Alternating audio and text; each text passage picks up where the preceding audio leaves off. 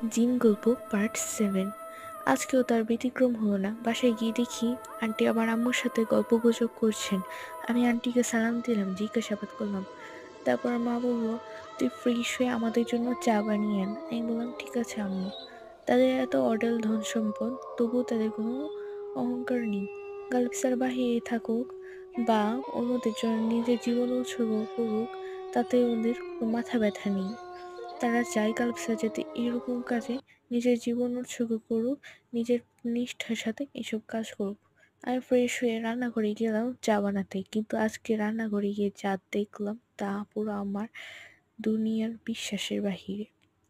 আমি কি দেখলাম, আমাদের রান্নাঘরে একটি মেয়ে দাঁড়িয়ে আছে, আমাদের হাঁড়িতে কিছু একটা রান্না করছে। আমি উকি দিয়ে দেখলাম নাড়ি ভুড়ি মতন কিছু জাতীয় একটা কিছু রান্না করছেন। আমি এটা দেখে চিৎকার দিয়ে বললাম, কি তুমি?